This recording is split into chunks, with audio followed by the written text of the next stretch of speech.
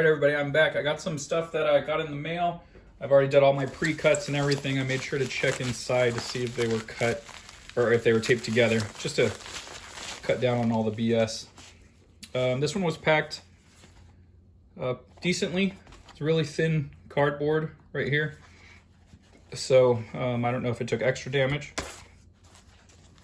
But these are some older books. I got Shazam. So this looks like the Shazam lot I won. I didn't realize that it actually had writing on it. I hate the writing. The writing's no good. Got some water damage right here. I knew about the water damage. I did not look hard enough, I guess. So this comes with Shazam #1. Oh wow, they all have writing on it. This is number 26. So 2 copies of 26, both written on. And then this one, actually don't see writing, so that's good. 22, not written on, so that's good. Yeah, I don't know how I got on the Shazam train. I don't know how that happened. I just, it must have popped up on my, like, people bought something similar or something that I won online.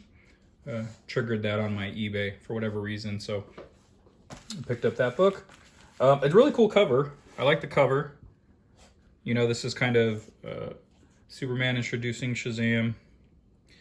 So try to endear the DC fan base with this new character.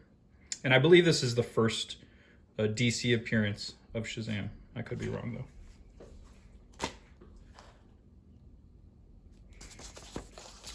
So this was not greatly packed at all. So they just put the books in a manila envelope. So that's not great. But these are older books, so they're probably they are damaged. So I don't know. I guess they figured that it doesn't matter that they don't have a cardboard or something in there. It has to be a real problem for me to give negative feedback on eBay, but this is Wits End #2. This cover's pretty damaged, some oil stains or some kind of dirt stains. I'm not sure. That looks like food of some sort, like a barbecue sauce. And the back cover actually doesn't look that bad. So they really did not care about this. The owners, the original owners, there's actually even some deep pencil or pen lines, so it's like they were writing on top of this and carved right into the cover. So that's Wits End #2. And here is #3. Also similar looking stains right here, food stains, in a lot better condition than #2. You have some writing that was done on top of this as well. But this is the whole reason why I picked this lot up. I won it for way cheap, honestly. And looking at this is the best copy of all 3. This is Wits End #3. This is the first appearance of Mr. A. So that's actually why I wanted this. I got Mr. A #1 and by Steve Ditko, a Steve Ditko creation. And so this is issue 3 of Wits End, and this is his first appearance. So I'm pretty stoked to get this. This has been on my watch list for quite a while. Every time that you got like a little bit of marks there, a little bit of dirt, but this is seriously the best copy. Yeah, so I've been on the lookout for this for quite a while. Every time this comes up in auction, it usually goes for 75 bucks or more. For a while, it was like 45. And it might have been even cheaper at times. I think that's why I didn't pull the trigger right away on the 45. But it would go all the way up to 75, 100 or so. And so it's a little too rich for my blood. Like, it's kind of a passing fancy that I wanted this. And I managed to see this lot. And I was able to snipe it. And I got all 3 for 45 bucks. So really great deal. So yeah, here we go. It opens up, Mr. A right there, boom. By Steve Ditko. And yeah, so really happy I got this. I can check this. This is off the bucket list of books I want. And yeah, so really happy about that. All right, I got one shipped in a Gemini collectible shipping board. These things are great. So yeah, this looks like a reused one, and I do the same thing. So I support that. If you're shipping it in a Gemini, I don't care if it's already used, as long as the book's shipped in that. I'm pretty stoked about it. And so this is a Kickstarter book that I had backed, Lead City, issue 1 in a 4-issue miniseries. And I guess I had caught in this one too, Scrimshaw, number 1. Cool. So got a couple of books from this Kickstarter. I don't remember adding this. Maybe it was just part of the package. So either way, cool. Comes with a mini poster, folded, and a Lead City pin. So that's pretty cool. Those must have been like add-ons if they hit a certain goal. So I really like the art on it. Pretty much any Kickstarter book I back, it's because I like the art. So I won't back a Kickstarter if the art's no good. So yeah, that goes in the need to be read pile. I have so many Kickstarter books that I picked up and have not read. Like it takes me a long time. I just have so many freaking books. Okay, so here's another reason why I wasn't overly upset with the written on Shazam number 1. I had another copy coming, and this one is in, looks like better condition, no writing, and it's probably like a mid-grade or whatever. So I got this for a very reasonable price. You can find these, so if you look up Shazam number 1 on eBay, you can actually find these for a pretty decent rate. Anywhere between 15 to like top of the line, you're probably looking at 150, 250 or something like that. But I think I got this for 15 bucks, maybe 25 bucks at the most. So to have Shazam number 1, that's pretty cool. It's pretty good. So I like to zig when everyone else is zagging. No one seems to be looking for this right now, so it's going for an all right amount. I'm willing to pay the 25 bucks or whatever for it.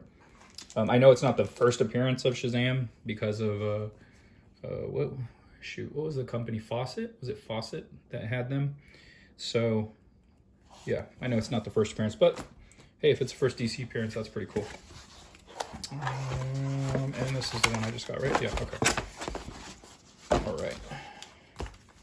And this one was in a bubble wrap. They bubble wrapped and put the label on the outside of the bubble wrap. I had never seen anything like that before. But then it was sandwiched in between this Walmart cardboard. It's actually pretty sturdy cardboard, so I'm into that. Okay, cool. So this is a book I saw on, I believe Cartoonist Kayfabe covered this book. Either them or Richard Friend brought it up. But this book is this is number 2. This is number 2 and number 5. And I believe I already ordered one in a previous video. I had one and maybe just one. I don't know if there was another one, maybe 3. I don't know. I'll have to look it up, but I got all this stuff written down. So the art's really nice in this book. It looks very Akira-esque. Very nice style by Viz Select Comics. So I'm looking forward to reading this, doing some more research for my book Wanderers, just trying to get down that style, that manga style. Pretty awesome book. Those are very reasonable online. I feel comfortable talking about that because I got most of the issues. So if people start actually looking for it, I'm not going to get screwed over. I already got issue 1 and I think it's only a 5-issue miniseries, maybe 6 or something like that. So this is the only one I actually didn't look in, but it's an easy open. It looks like my information right there, so I'll move that over. Oh, we got some, this is either a Mylar or a Mylite. What is this? Oh, right on. Oh, wow, this is a nice Fear Agent. Man, wow. Honestly, I didn't know I ordered another copy of Fear Agent. This looks really good.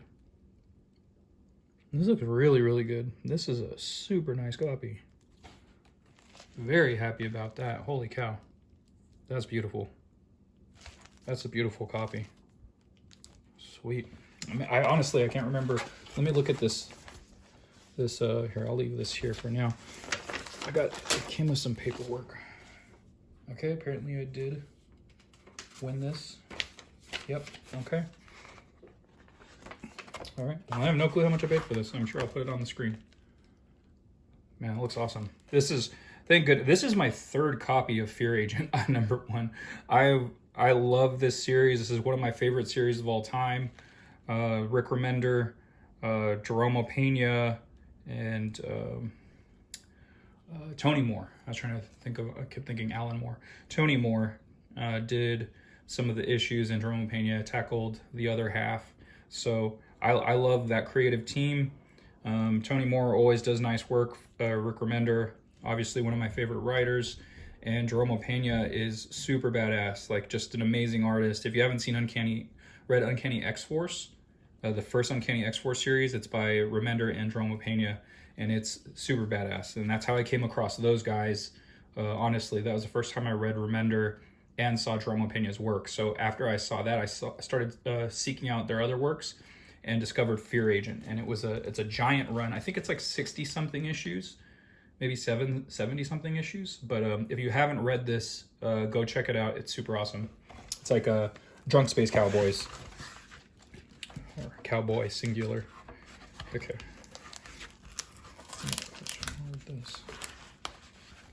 Okay. Oh, that's it. Okay. So it's just a piece of cardboard that's taped onto there. And hey, you know what? I'm okay with that. I like that. So this is the best possible packing of all of the ones so far. It's in a Gemini and sandwiched between backboards, as well as having a Mylite. And actually, I think this is a Mylar. No, that's a Mylite. So yeah, great packing on that. Thank you so much. And then this is the last one I got. And this is a big one. This is another title. So I have a couple of favorite titles, one of them being Fear Agent, and this being the other one. This is my all-time favorite superhero title. Growing up, I loved X-Men. X-Men was my favorite, but as time goes on, and it's a series that can never be canceled, essentially. So as time's gone on, there's been a lot of stories that I haven't cared for, and just kind of, I don't know, tainted the X-Men experience overall. And I'm not a huge fan of what's going on in the X-Men right now. It's changed a lot of my favorite characters growing up with over the years, and kind of sucks. Like, I was into Powers of 10 and House of X, but you know, as those books have gone on, there's been a lot of stuff going on in them that I'm just like, this isn't for me anymore, which kind of sucks, you know, because it's always been for me growing up. It's like I always identified with a lot of the characters in there, so to have them go away from who they were as characters, it's really disappointing.